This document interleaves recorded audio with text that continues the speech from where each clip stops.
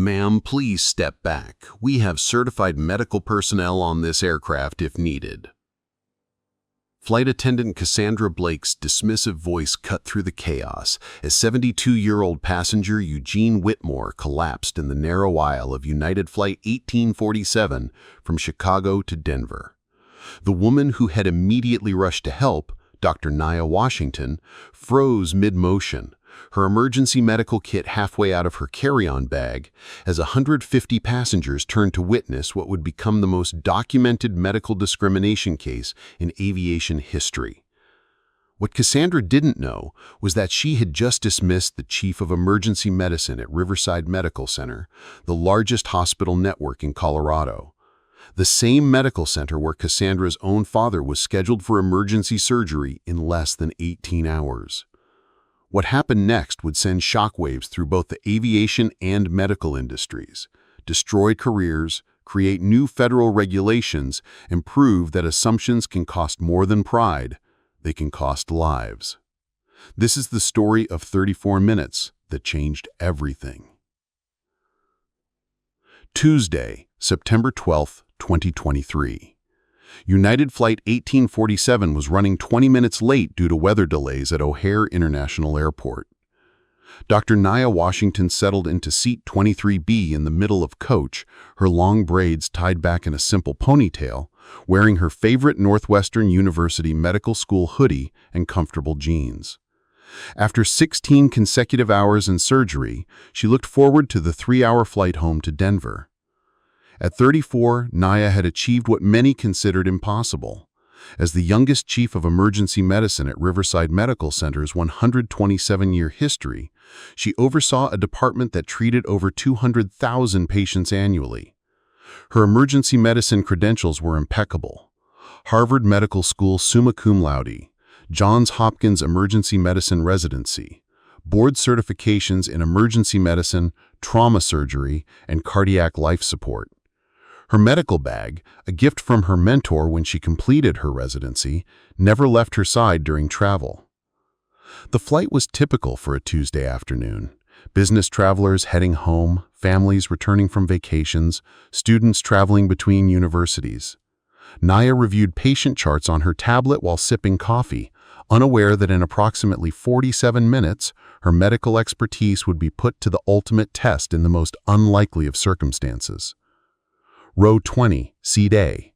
Eugene Whitmore, a 72-year-old retired history professor from the University of Chicago, was traveling to Denver to surprise his granddaughter for her college graduation. He had been reading a biography of Abraham Lincoln when the first chest pains struck. Initially, Eugene dismissed it as heartburn from the airport sandwich he'd eaten. But as the pain intensified and radiated down his left arm, he recognized the symptoms he'd read about countless times, but never experienced personally. The crushing sensation in his chest grew stronger. His breathing became labored. "Help," he whispered, but his voice was too weak to carry over the airplane's engine noise. The woman beside him, Maria Santos, a bilingual teacher from Denver, noticed his distress first. Eugene's face had turned an alarming shade of gray and perspiration beaded across his forehead, despite the airplane's cool temperature. "Sir, are you okay?" Maria asked, her voice rising with concern. Eugene tried to respond but could only manage a weak shake of his head. His left hand clutched his chest while his right hand gripped the armrest so tightly his knuckles went white. "I need help over here," Maria called out, loud enough to be heard several rows in each direction. That's when Eugene Whitmore collapsed. The sound of Eugene hitting the floor sent a shockwave through the cabin. Passengers in nearby rows immediately stood up, craning their necks to see what had happened. Flight attendant Cassandra Blake, who had been serving beverages 3 rows ahead, turned at the commotion. Nia heard the impact and Maria's increasingly urgent calls for help. Her medical training kicked in immediately.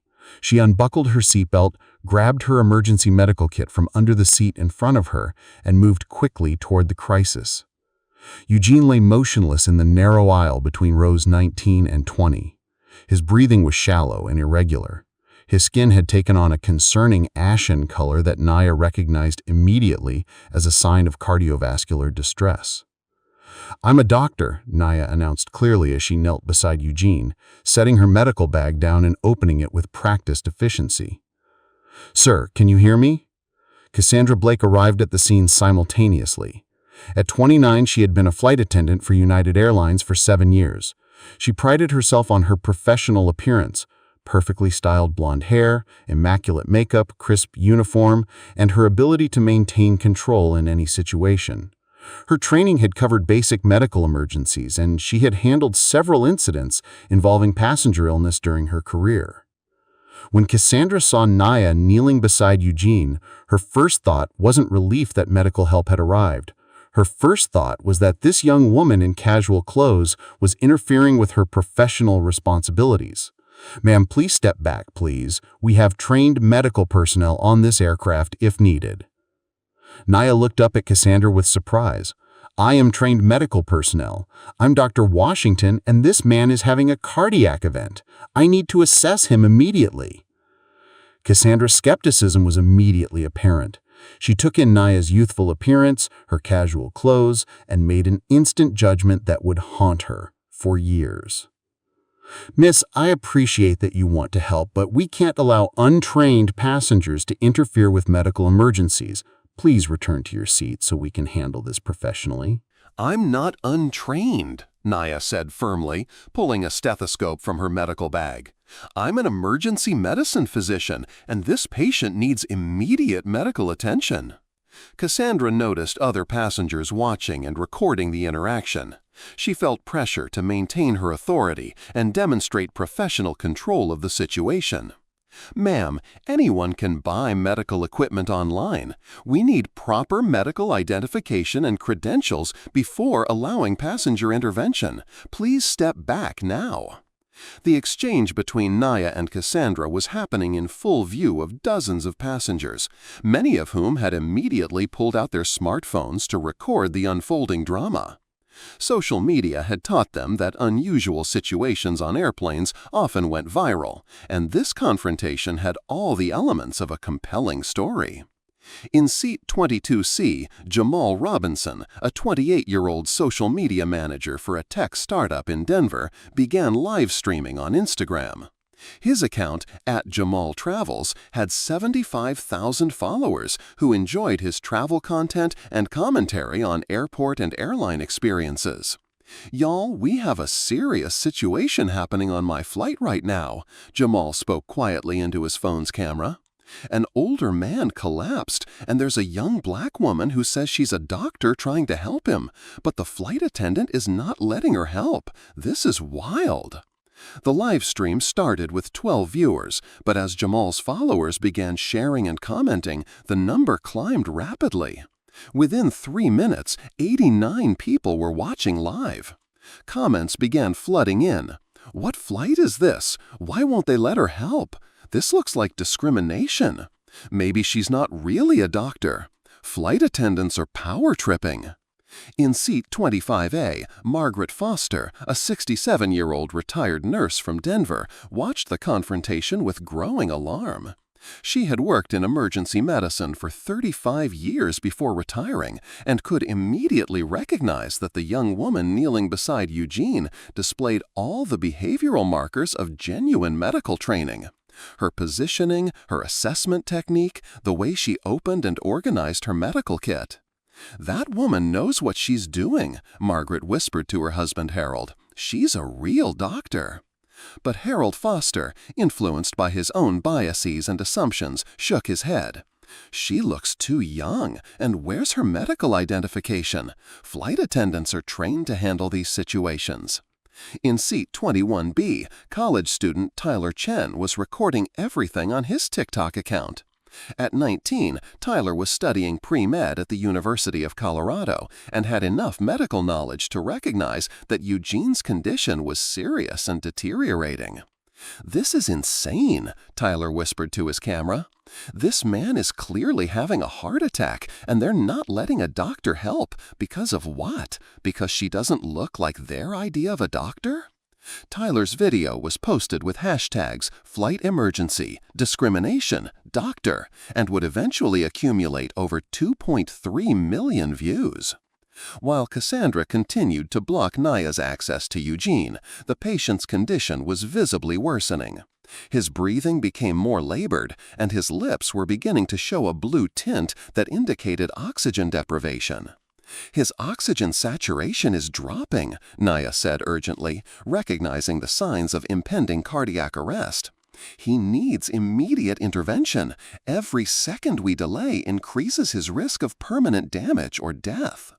Cassandra remained unmoved by Nia's medical assessment.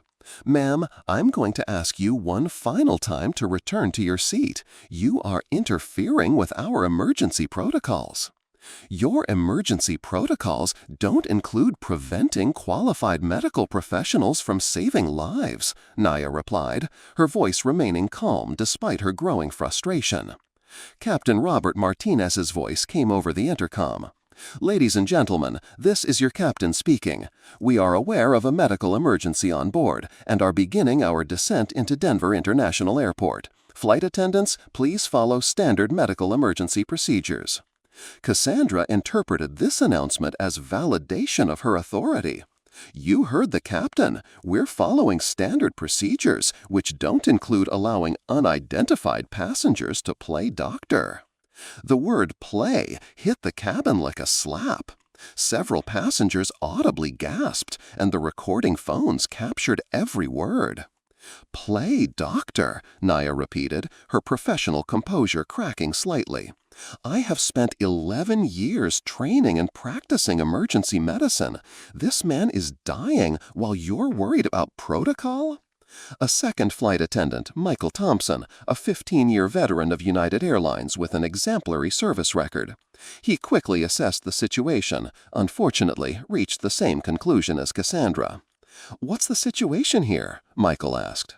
"This passenger is claiming to be a doctor and trying to interfere with our medical emergency response," Cassandra explained. "I've asked her multiple times to return to her seat." Michael looked at Nia's casual attire and youthful appearance. The cognitive bias was immediate and overwhelming. In his experience, doctors were typically older, wore professional clothing, and carried obvious medical identification. "Miss, we need you to step back immediately," Michael said with the full authority of his position. "Our crew is trained to handle medical emergencies, and we cannot allow untrained individuals to potentially harm a passenger." But it was Vera's behavior that generated the most concern. The child, who had arrived in Millbrook with an almost supernatural poise, began displaying signs of anxiety and fear that were entirely at odds with her previous demeanor. Mrs. Ruth Patterson, whose house provided a clear view of the Blackthorn shop's second-floor windows, reported seeing lights moving through the building at all hours of the night. It wasn't electric lights, she told her husband Samuel. It was more like candlelight or oil lamps, dancing around up there like someone was carrying them from room to room. But the strange thing was, sometimes the light seemed to be coming from inside that big mirror they've got up there. Other neighbors began reporting similar observations. The Hendersons, who lived directly across from the shop, claimed to see Vera's silhouette in the upstairs windows long after any reasonable bedtime, always standing in front of the large mirror and gesturing as if engaged in animated conversation. Most disturbing were the sounds that began emanating from the shop during the quiet mountain nights. Multiple residents reported hearing what sounded like a child crying or calling for help, but the sound seemed muffled, as if coming from a great distance or from behind thick walls. When Frank Henley mentioned these disturbances to Edmund during a routine supply purchase, the antique dealer dismissed the concerns with an explanation that seemed reasonable on the surface, but left many questions unanswered. "Old buildings settle differently in mountain weather," Edmund explained, his voice carrying a tone that suggested the conversation was closed. "The temperature changes cause the wood to expand and contract, which can create sounds that seem almost human. As for the lights, Catherine has difficulty sleeping and often reads late into the night. But Frank Henley, who had lived in Millbrook for over 30 years and was intimately familiar with the sounds of settling buildings, knew that what the neighbors were hearing was something entirely different. The winter of 1952 arrived early and with unusual ferocity. By the first week of December, Millbrook was receiving snowfall that exceeded anything in the town's recorded history. The storm that would change everything began on December 15th, starting as light flurries that quickly intensified into a blizzard of unprecedented proportions.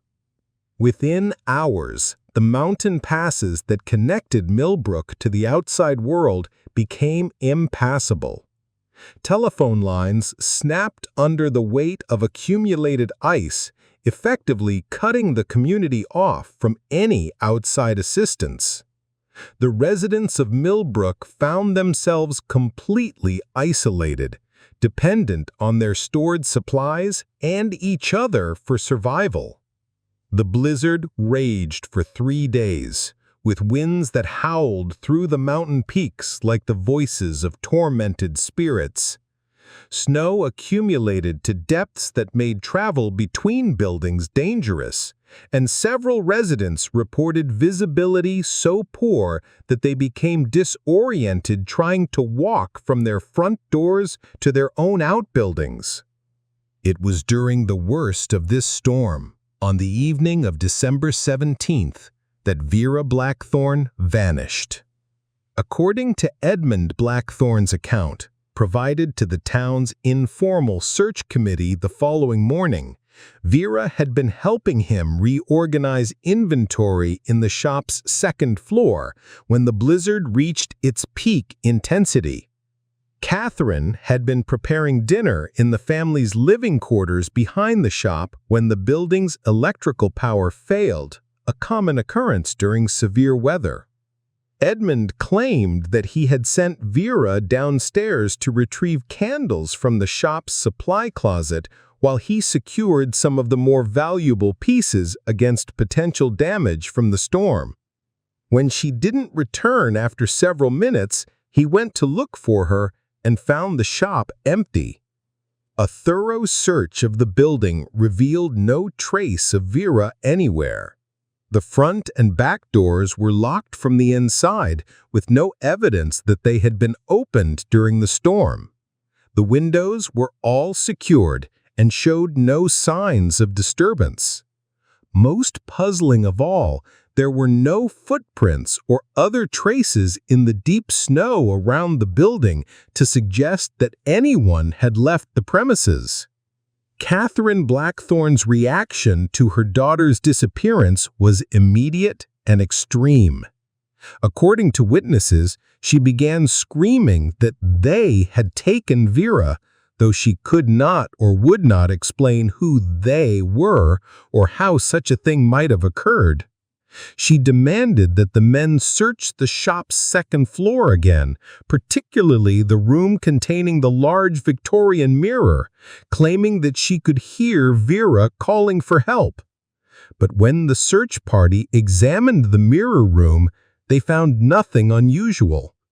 The ornate glass reflected their lantern light normally, showing only their own concerned faces peering back at them.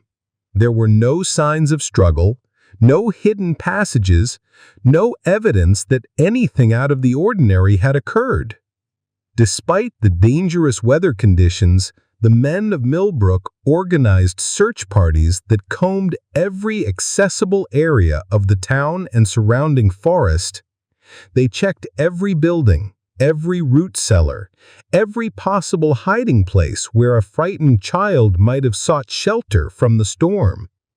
Dr. Morrison led the medical aspect of the search, theorizing that Vera might have become disoriented by the storm and wandered outside, possibly suffering from hypothermia-induced confusion. But the complete absence of tracks in the snow made this explanation increasingly unlikely as the hours passed. "I am not untrained," Nia said, her voice rising slightly for the first time. "I am Dr. Nia Washington, Chief of Emergency Medicine at Riverside Medical Center in Denver. This patient is experiencing a cardiac event, and every moment you prevent me from helping him decreases his chances of survival." Michael and Cassandra exchanged a look that communicated their shared skepticism. Chief of Emergency Medicine? This young woman in a college hoodie? "Ma'am, if you are truly a medical professional, you would have proper identification and would understand the need to follow established protocols," Michael said. "We'll need to see medical credentials before allowing any passenger intervention." Nia faced a frustrating reality that many medical professionals encounter during emergencies outside of hospital settings. Her medical license was in her wallet, but it was a standard state-issued card that looked more like a driver's license than what most people expected medical credentials to look like. Her hospital identification badge was in her purse in the overhead compartment, and her medical society memberships were stored digitally on her phone. "My medical license is in my wallet," Nia said, reaching for her back pocket. "Anyone can print a fake license," Cassandra said dismissively. "We need official hospital identification." "My hospital badge is in my bag in the overhead compartment," Nia explained. "But this man doesn't have time for me to retrieve it. Look at his condition. His breathing is becoming increasingly shallow and his color is getting worse." Michael shook his head. "Ma'am, without proper identification, we cannot allow you to provide medical care. This is a liability issue for the airline." The irony was devastating. Nia's credentials were more extensive than those of most emergency room physicians, but because they weren't immediately visible and because her appearance didn't match the flight attendant's preconceptions, a man was dying while she was forced to watch helplessly. By this point, multiple passengers were live streaming or recording the confrontation. The hashtag #FlightMedicalEmergency began trending in Denver and Chicago as viewers shared the clips across social media platforms. Jamal's Instagram live stream had climbed to over 300 viewers, with comments pouring in faster than he could read. "This is discrimination, plain and simple. That woman is obviously a doctor. Someone needs to report this airline. The flight attendants are going to get someone killed. Why are they being so stubborn?" Tyler's TikTok had been shared 847 times in the 10 minutes since he posted it. The comments section was exploding with outrage. "This is why people don't trust airlines. Those flight attendants are racist as hell. That doctor is staying so calm, I would be screaming. This man is going to die because of their bias." Margaret Foster, the retired nurse, finally spoke up.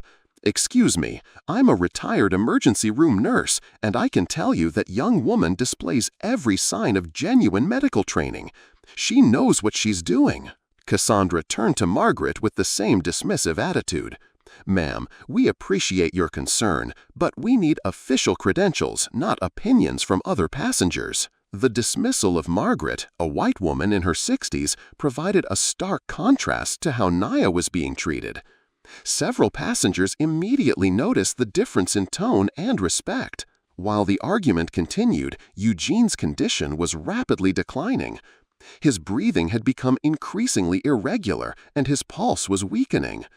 Nia watched in horror as the classic signs of imminent cardiac arrest became more pronounced. "He's going into VFib," Nia said urgently, recognizing the dangerous heart rhythm that preceded cardiac arrest.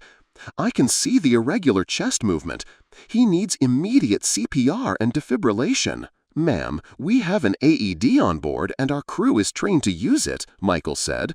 "We don't need passenger assistance." "When did you last recertify an ACLS?" Nia asked, referring to Advanced Cardiac Life Support Certification. Michael hesitated. His basic life support certification was current, but ACL was far beyond standard flight attendant training. "Our training is adequate for passenger medical emergencies," he said defensively. "ACL certification requires 16 hours of intensive training and annual recertification. I maintain certifications in ACLS, PLs, and trauma life support. I've performed CPR and defibrillation hundreds of times in actual emergency situations. Despite the clear logic of Nia's argument, neither flight attendant was willing to acknowledge that they might be wrong. The combination of authority bias, racial stereotyping, and institutional pride created an impenetrable wall of resistance. Dr. Patricia Hendricks, a 58-year-old cardiologist returning from a medical conference in Chicago, had been sitting in first class when she heard the commotion. She made her way back to coach to see what was happening. When Patricia saw the situation, she immediately recognized both the medical emergency and the professional competence of the young woman being prevented from helping him. "Excuse me, I'm Dr. Hendricks, a cardiologist. This woman is clearly qualified to provide medical assistance." Cassandra's response was swift and predictable.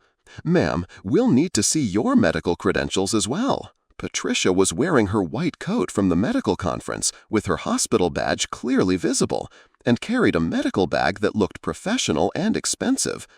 The difference in how she was initially addressed compared to Nia was stark and obvious to everyone watching. While the argument continued, Eugene's condition was rapidly declining. His breathing had become increasingly irregular, and his pulse was weakening.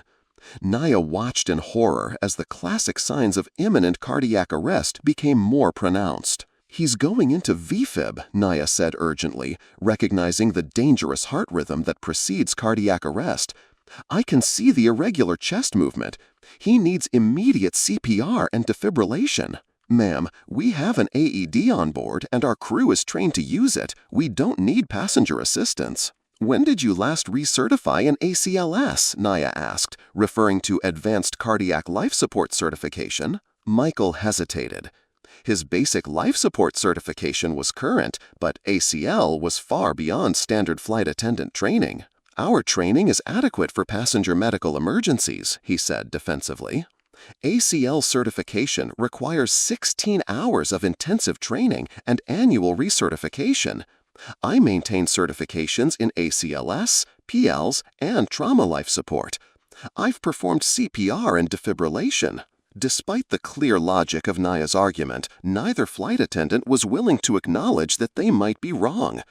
The combination of authority bias, racial stereotyping, and institutional pride created an impenetrable wall of resistance. Dr. Patricia Hendricks, a 58-year-old cardiologist returning from a medical conference in Chicago, had been sitting in first class when she heard the commotion. When Patricia saw the situation, she immediately recognized both the medical emergency and the professional competence of the young woman being prevented from helping him. "Excuse me, I'm Dr. Hendricks, a cardiologist. This woman is clearly qualified to provide medical assistance." Cassandra's response was swift and predictable.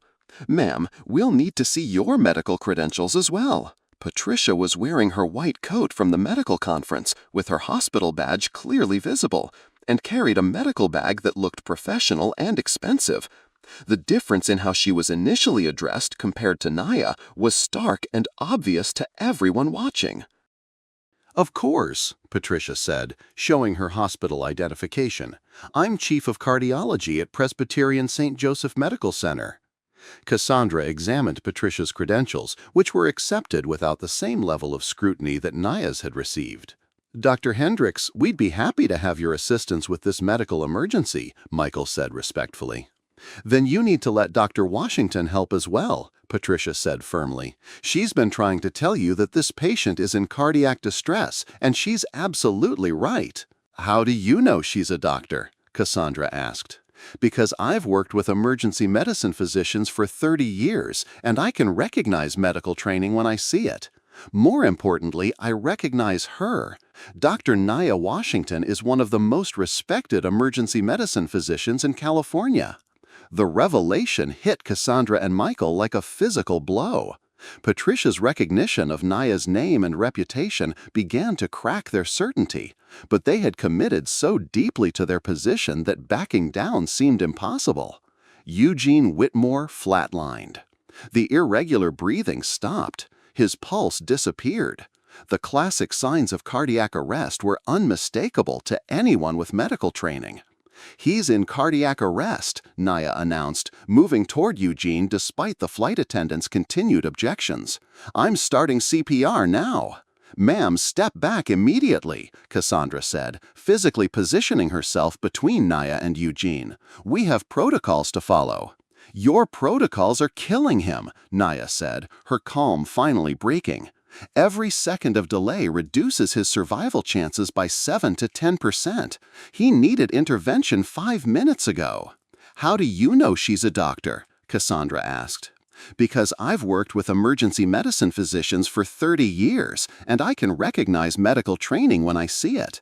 More importantly, I recognize her. Dr. Nia Washington is one of the most respected emergency medicine physicians in Colorado." The revelation hit Cassandra and Michael like a physical blow. Patricia's recognition of Nia's name and reputation began to crack their certainty, but they had committed so deeply to their position that backing down seemed impossible. Eugene Whitmore flatlined. The irregular breathing stopped. His pulse disappeared. The classic signs of cardiac arrest were unmistakable to anyone with medical training. "He's in cardiac arrest," Nia announced, moving toward Eugene despite the flight attendant's continued objections.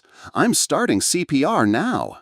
"Ma'am, step back immediately," Cassandra said, physically positioning herself between Nia and Eugene. "We have protocols to follow." "Your protocols are killing him," Nia said, her calm finally breaking. "Every second of delay reduces his survival chances by 7–10%. He needed intervention 5 minutes ago." Michael began CPR, but his technique immediately revealed the difference between basic training and advanced medical expertise. His hand positioning was incorrect, his compression depth was insufficient, and his rhythm was inconsistent. "Your hand placement is wrong," Nia said urgently. "You need to compress at least 2 inches deep and maintain a rate of 100 to 120 compressions per minute." "Ma'am, please stop interfering," Michael said between compressions, but his technique didn't improve.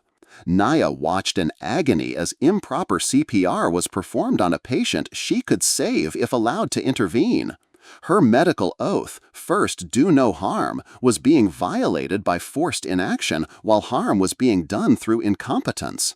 The live streams and recordings had now captured everything: the initial discrimination, the patient's deterioration, the arrival of a white doctor who was immediately accepted, and now a cardiac arrest being mishandled while a qualified physician was prevented from helping.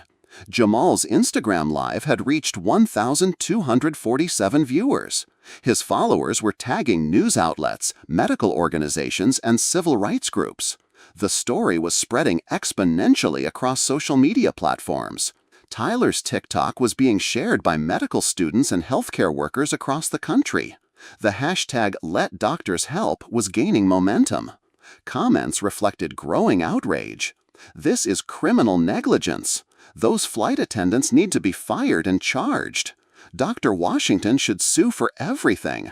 This man is going to die because of racism.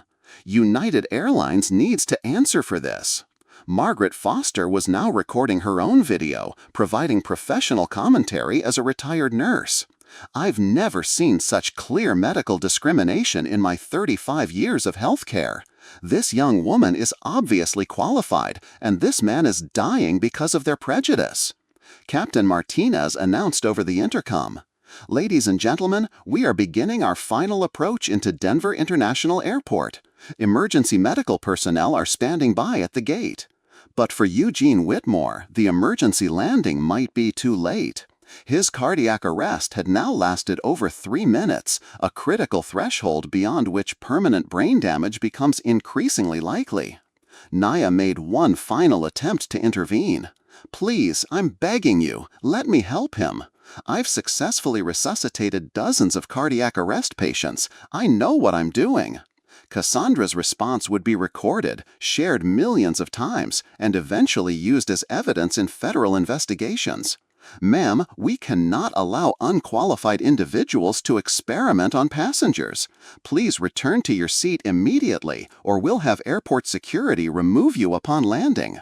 The word experiment sent shockwaves through the cabin.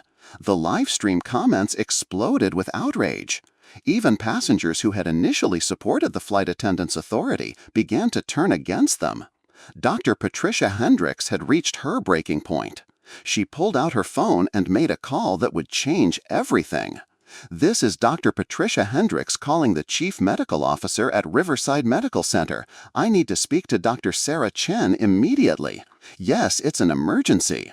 Nia heard her own hospital's name and looked up with surprise. Patricia was calling Riverside, Nia's hospital. "Dr. Chen, this is Patricia Hendricks. I'm on United Flight 1847 and there's a medical emergency. Your Chief of Emergency Medicine, Dr. Nia Washington, is here trying to save a patient's life, but the flight crew won't let her help because they don't believe she's a doctor." The phone conversation was loud enough for surrounding passengers to hear. Several key phrases were captured on the live streams. "Yes, Dr. Nia Washington, Chief of Emergency Medicine. They think she's too young to be a doctor. The patient is in cardiac arrest. This is criminal negligence." Cassandra and Michael overheard parts of the conversation, and doubt began to creep into their certainty for the first time. Chief of Emergency Medicine at Riverside Medical Center? Patricia ended the call and addressed the flight attendants directly. "Dr. Sarah Chen, the Chief Medical Officer at Riverside Medical Center, has confirmed that Dr. Nia Washington is indeed the Chief of Emergency Medicine. She's ordering you to allow Dr. Washington to provide medical care immediately." The revelation hit the cabin like a thunderbolt. Passengers gasped. The live stream comments went crazy. But Cassandra and Michael were too deep into their mistake to easily back down. "We'll need official verification," Cassandra said weakly, but her confidence was cracking. "The verification just came from the Chief Medical Officer of the hospital," Patricia said firmly. "How much more official do you need?" At that moment, Nia's phone rang. The caller ID showed Dr. Sarah Chen, CMO, Riverside Medical. Nia answered on speaker so everyone could hear. "Dr. Chen?" "Nia, Dr. Hendricks just called me. What the hell is happening on that airplane?" "I'm being prevented from treating a cardiac arrest patient because the flight crew doesn't believe I'm a doctor." Dr. Chen's voice carried across the cabin with unmistakable authority. "Put me on speaker with the flight attendants, now." Nia held her phone up so Cassandra and Michael could hear clearly. "This is Dr. Sarah Chen, Chief Medical Officer at Riverside Medical. Dr. Nia Washington is our Chief of Emergency Medicine and one of the most qualified emergency physicians in Colorado.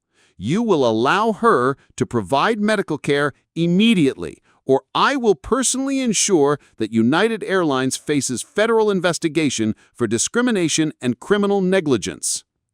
The weight of institutional authority behind Nia's credentials was now undeniable. But Eugene Whitmore had been in cardiac arrest for over 4 minutes. Brain damage was becoming increasingly likely with each passing second. The flight attendants finally stepped aside. Dr. Nia Washington, Chief of Emergency Medicine at Riverside Medical Center, finally gained access to the patient she had been trying to save for the past 12 minutes.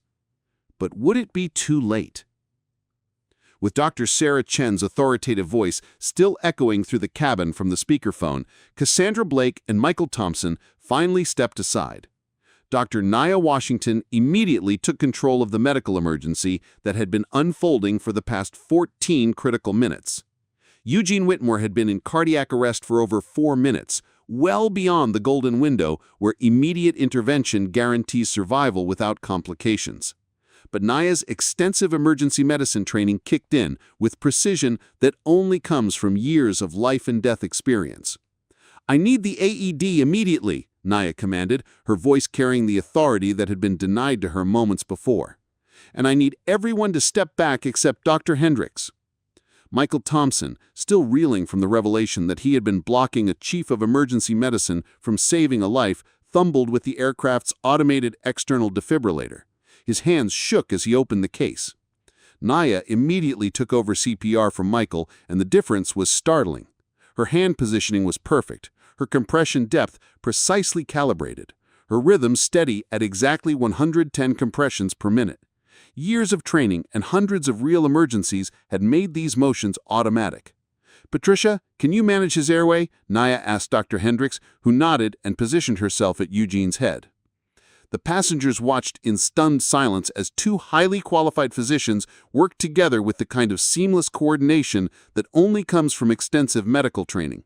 The contrast between their professional competence and the flight attendant's earlier obstruction was stark and undeniable. Jamal's Instagram livestream had now reached over 2,400 viewers, with comments pouring in at an incredible rate. "Finally, they're letting her help. Look at the difference in her technique. Those flight attendants should be fired. This doctor is amazing. She's going to save his life." After 90 seconds of proper CPR, Nia called for the defibrillator. "Everyone clear," she announced, following standard protocol. The AED's automated voice guided the process, but Nia's expertise was evident in how she positioned the pads and managed the entire resuscitation. The first shock delivered. No response. "Resuming CPR," Nia announced, immediately returning to chest compressions while Dr. Hendricks continued managing Eugene's airway. Another 90 seconds, another shock, still no response. Nia continued CPR with unwavering determination. Her medical training had taught her that cardiac arrest resuscitation could require multiple cycles, and brain death typically didn't occur until after 8 to 10 minutes without oxygen. "Come on, Eugene," Nia whispered during the third cycle of compressions.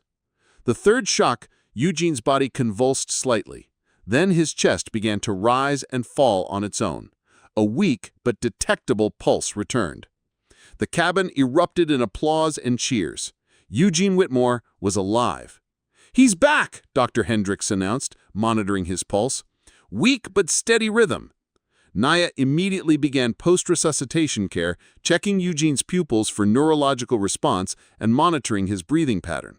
His color was returning to normal, and he was beginning to show signs of consciousness. "Eugene, can you hear me?" Nia asked gently. "You're on an airplane and you had a heart attack. We're taking care of you." Eugene's eyes fluttered open and managed a weak nod. The successful resuscitation was nothing short of miraculous, especially considering the delay in proper medical intervention. Tyler's TikTok capturing the resuscitation would eventually be viewed over 8.7 million times, with comments praising Dr. Washington's life-saving skills and condemning the discrimination that nearly cost Eugene his life. As news of the successful resuscitation spread through the cabin and across social media platforms, the story began to take on a life of its own. What had started as live streams from a few passengers was now becoming a viral sensation that would reach millions of people within hours. Jamal's Instagram followers had grown by over 3,000 during the live stream, and his video was being shared across Twitter, Facebook, and Reddit. The hashtag Dr. Nia Washington was trending nationally, with medical professionals across the country sharing the story and expressing outrage at the discrimination. Dr. Marcus Johnson, president of the National Medical Association, tweeted, "What happened to Dr. Nia Washington on United Flight 1847 represents the systemic racism that Black medical professionals face daily.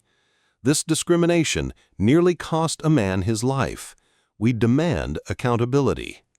The tweet was retweeted over 45,000 times within 2 hours.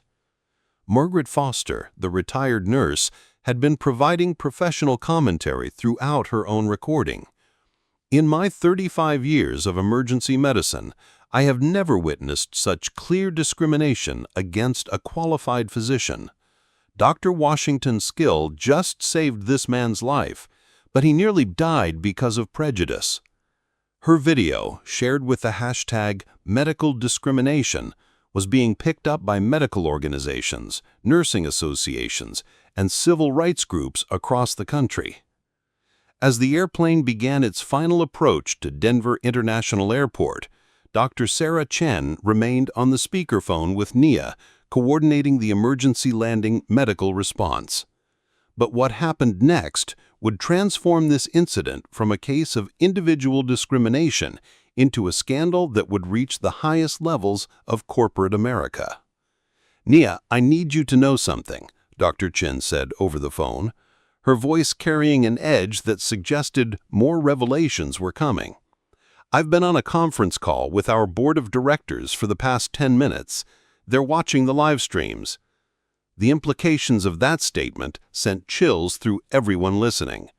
The board of directors of Riverside Medical Center, one of Colorado's largest hospital networks, had been watching the discrimination against their chief of emergency medicine in real time. "Dr. Chen, what does that mean exactly?" Nia asked, still monitoring Eugene's vital signs as the plane descended. "It means that United Airlines has a much bigger problem than they realize.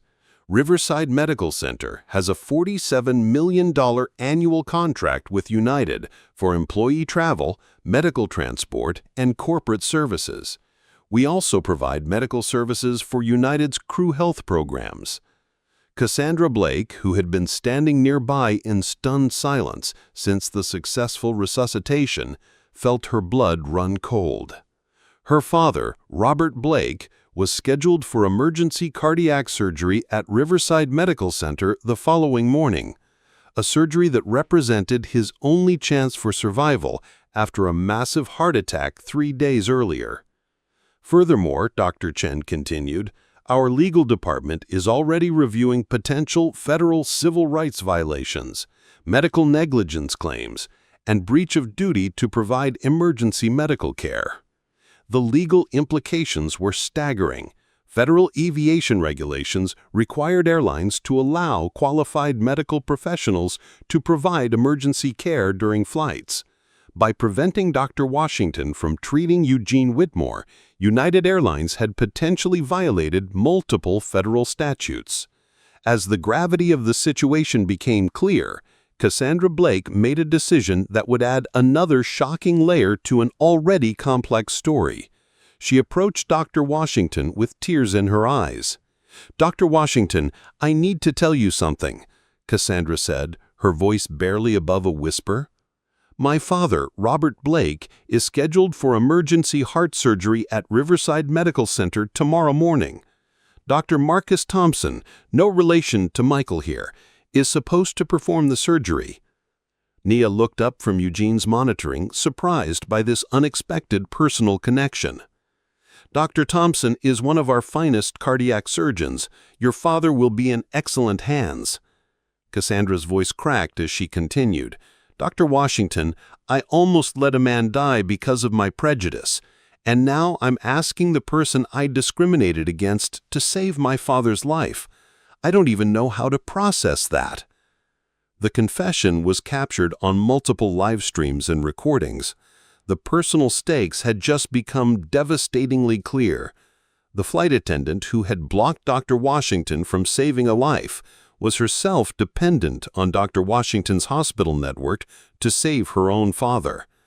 Michael Thompson, realizing the full scope of their mistake, stepped forward.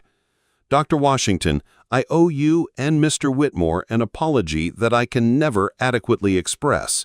We were wrong, completely, inexcusably wrong."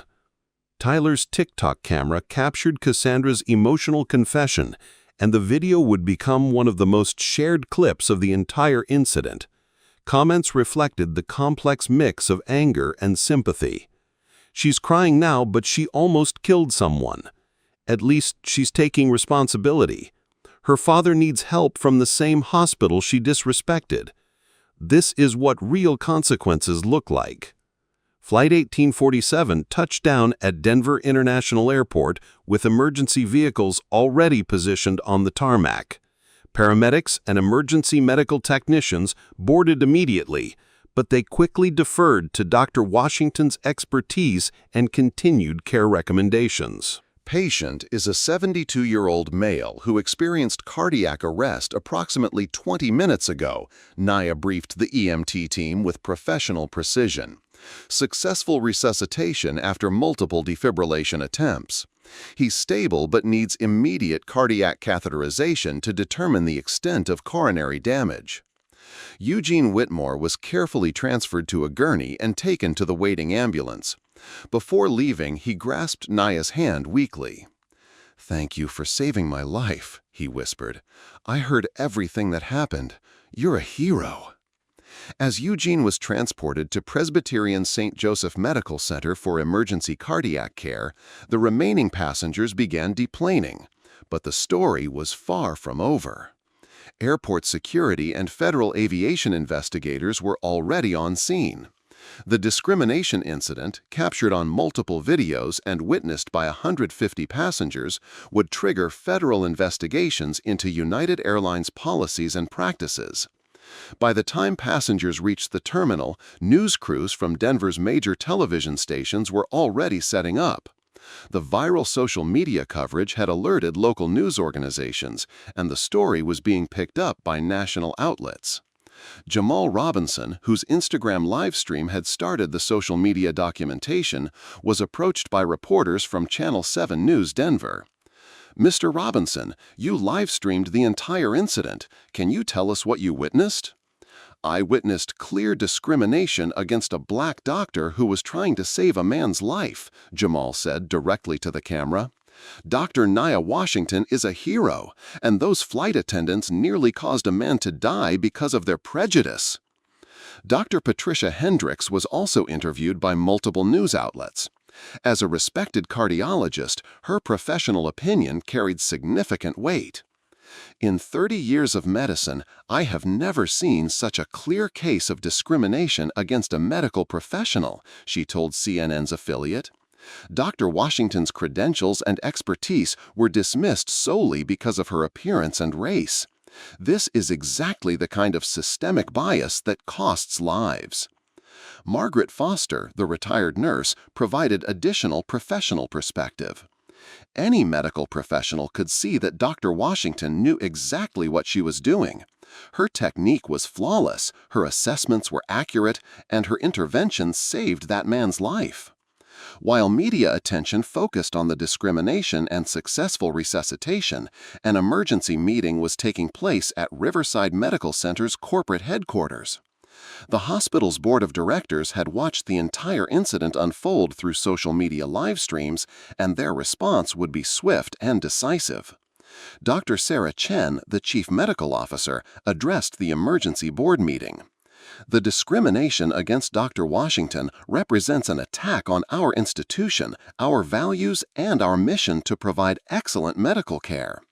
United Airlines prevented our chief of emergency medicine from saving a life." Board Chairman William Patterson, ironically no relation to the patient, had already contacted United Airlines corporate headquarters. "I've informed United's CEO that Riverside Medical Center is immediately suspending all business relationships with their airline pending a full investigation and remediation," Patterson announced. "That includes our $47 million annual contract, medical services for their employees, and all corporate travel arrangements." The financial impact was immediate and severe. United Airlines' stock price began dropping within hours of the incident as news of the contract suspension spread through financial markets. But the board's response went beyond financial consequences. They announced a $2 million grant to establish the Dr. Nia Washington Center for Medical Emergency Training, which would provide bias recognition and emergency medical response training for transportation industry employees nationwide. Dr. Washington's dignity under impossible circumstances and her life-saving expertise represent the highest ideals of our medical profession, the board's public statement read. "We will ensure that no medical professional ever faces such discrimination again." The Federal Aviation Administration launched an immediate investigation into United Airlines' handling of the medical emergency. Federal civil rights investigators from the Department of Justice also opened a case examining potential violations of civil rights laws. Dr. Elizabeth Martinez, the FAA's chief medical officer, issued a statement. Airlines have a federal obligation to allow qualified medical professionals to provide emergency care during flights. Any interference with legitimate medical intervention endangers passenger safety and violates federal aviation regulations. The investigation would examine whether United's policies and training contributed to the discrimination, whether federal laws were violated, and what systemic changes would be required to prevent similar incidents. United Airlines found itself facing potential federal sanctions, massive civil liability, and a public relations nightmare that would cost them millions in lost business and reputation damage. While corporate and federal responses developed, the individuals involved in the incident began processing the profound personal impact of what had occurred. Cassandra Blake submitted her resignation to United Airlines before they could terminate her employment. In her resignation letter, she wrote, "I allowed my unconscious bias to nearly cost a man his life and to discriminate against an exceptional physician. I take full responsibility for my actions and will dedicate myself to understanding and fighting the prejudice that led to this terrible mistake." Cassandra enrolled in cultural competency training and began volunteering with organizations that combat medical discrimination. Her father's successful surgery at Riverside Medical Center, performed by Dr. Thompson under the oversight of Dr. Washington's medical team, became a powerful reminder of how interconnected human lives truly are. Michael Thompson also resigned from United Airlines and used his experience to become an advocate for bias recognition training in the transportation industry. His first-person account of how unconscious bias nearly led to a preventable death became a powerful tool for training programs nationwide. "I thought I was doing my job professionally," Michael reflected in interviews.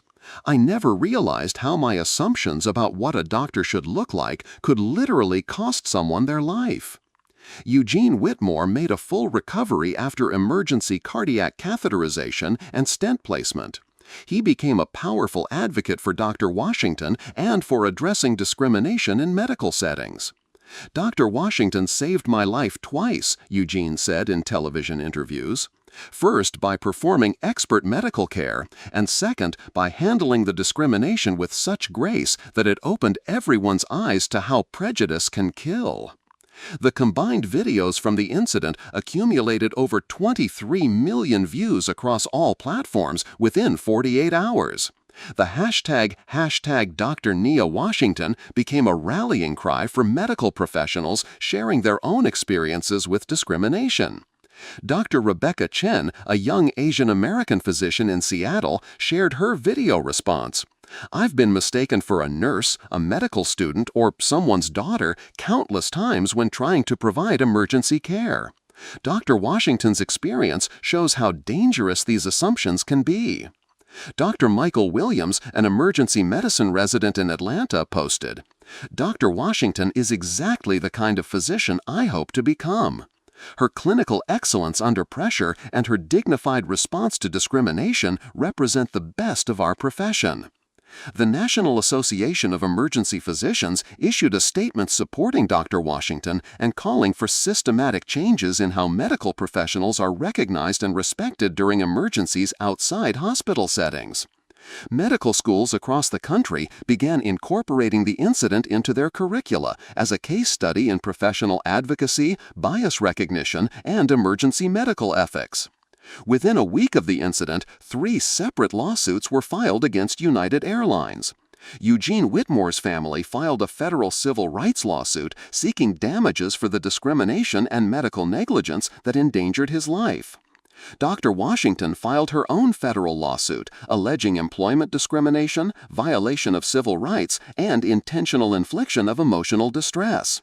Her legal team argued that preventing a qualified physician from providing emergency medical care based on racial bias violated multiple federal statutes.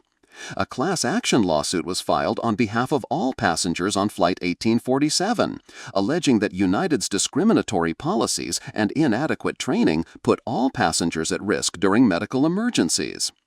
Legal experts predicted that the combined settlements could reach $50 to $100 million, representing one of the largest discrimination settlements in aviation history. The incident sparked immediate changes throughout the aviation industry. Within 30 days, 3 major airlines had revised their medical emergency protocols to prevent discrimination against qualified medical professionals. The Association of Flight Attendants partnered with medical organizations to develop new training programs focused on recognizing medical expertise regardless of a provider's appearance, age, or race. Congress introduced the Emergency Medical Professional Recognition Act, which would require airlines to maintain databases of qualified medical professionals and establish clear protocols for medical emergency response that prevent discrimination. The Federal Aviation Administration issued new regulations requiring annual bias recognition training for all flight crew members and establishing severe penalties for airlines that prevent qualified medical professionals from providing emergency care. Throughout the media attention, legal proceedings, and industry changes, Dr. Nia Washington maintained the same dignified professionalism she had shown during the emergency itself. In her first major interview after the incident, conducted with 60 Minutes, Dr. Washington focused on the broader implications rather than personal grievances. This incident wasn't really about me. It was about the unconscious biases that affect medical care every day. I was fortunate to have the credentials and platform to fight back, but there are medical professionals facing discrimination daily who don't have those resources. Dr. Washington used her newfound national platform to advocate for systemic changes in healthcare and transportation. She testified before Congress about medical discrimination, spoke at medical conferences about bias in emergency care, and established a foundation to support underrepresented medical professionals. "My goal isn't revenge against the individuals involved," she said. "My goal is ensuring that no patient ever dies because someone's prejudice prevented them from receiving proper medical care." 6 months after Flight 1847, the changes resulting from the incident had reached far beyond aviation. Medical schools reported increased enrollment among underrepresented minorities, inspired by Dr. Washington's example of professional excellence and advocacy. Eugene Whitmore, fully recovered from his heart attack, became a national speaker about the importance of confronting bias and the power of second chances. His relationship with Dr. Washington evolved into a powerful friendship that demonstrated healing and growth after trauma. Cassandra Blake's transformation became a model for how individuals can learn from their mistakes and dedicate themselves to positive change. Her work with medical discrimination prevention programs helped train thousands of healthcare and transportation workers. The incident also sparked broader conversations about unconscious bias in professional settings, leading to policy changes in hospitals, airlines, and other industries where life and death decisions are made daily. 1 year after the incident, Dr. Nia Washington was named Physician of the Year by the American Medical Association, recognizing both her clinical excellence and her advocacy for medical professional equality. Eugene Whitmore presented the award, saying, "Dr. Washington didn't just save my life that day. She saved the lives of countless future patients by forcing our society to confront the prejudice that kills." In her acceptance speech, Dr. Washington returned to the themes that had guided her throughout the ordeal. Medical excellence has no color, no age, no gender. It exists in the knowledge, skill, and dedication of professionals who have committed their lives to healing. When we allow bias to override expertise, we don't just harm individuals, we harm our entire society's ability to care for those in need. The speech, viewed over 15 million times online, became a defining moment for a new generation of medical professionals committed to both clinical excellence and social justice. The most shocking aspect of the hospital board's response wasn't just their financial penalties against United Airlines, but their creation of an entirely new standard for medical emergency response across all industries. Riverside Medical Center, in partnership with 5 other major hospital networks, established the Medical Professional Emergency Response Protocol, a standardized system that would be adopted by airlines, cruise ships, trains, and other transportation systems nationwide. The protocol required immediate recognition of medical credentials, established legal protections for medical professionals providing emergency care, and created severe penalties for any interference with qualified medical intervention. Within 2 years, the protocol was adopted by transportation industries in 47 states and became the gold standard for emergency medical response outside traditional healthcare settings. Dr. Washington's 34 minutes of discrimination had been transformed into a legacy that would protect patients and medical professionals for generations to come. The story of Flight 1847 became more than just a viral video or a discrimination case. It became a masterclass in how dignity, professionalism, and unwavering commitment to helping others can transform even the worst human behavior into positive change. Dr. Nia Washington never raised her voice, never responded with anger, and never sought revenge against those who wronged her. Instead, she focused on saving Eugene Whitmore's life, and then used her experience to save countless other lives through systematic change. The incident proved that real power isn't found in authority, position, or assumptions. It's found in competence, character, and the courage to do what's right even when faced with injustice. Eugene Whitmore lived to see his granddaughter graduate college, marry, and have children of her own.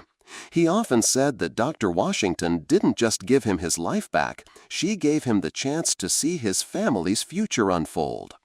Cassandra Blake's transformation from a person who nearly caused a death through prejudice to an advocate who helped save lives through education demonstrated that redemption is possible when we're willing to confront our own bias and change. The final shocking truth about the hospital board's response wasn't just their financial punishment of United Airlines or their policy changes.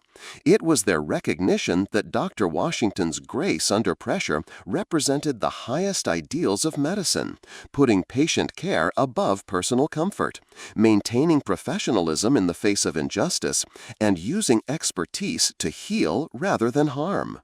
In the end, Flight 1847 became more than just a story about medical discrimination. It became a story about the power of one person's dignity to change an entire industry, the importance of confronting our unconscious biases before they cause lives, and the truth that real heroes are often found in the most unexpected places, wearing the most ordinary clothes, carrying the most extraordinary expertise. Dr. Nia Washington had proven that sometimes the most powerful response to discrimination isn't fighting back. It's demonstrating excellence so undeniable that it forces the world to change.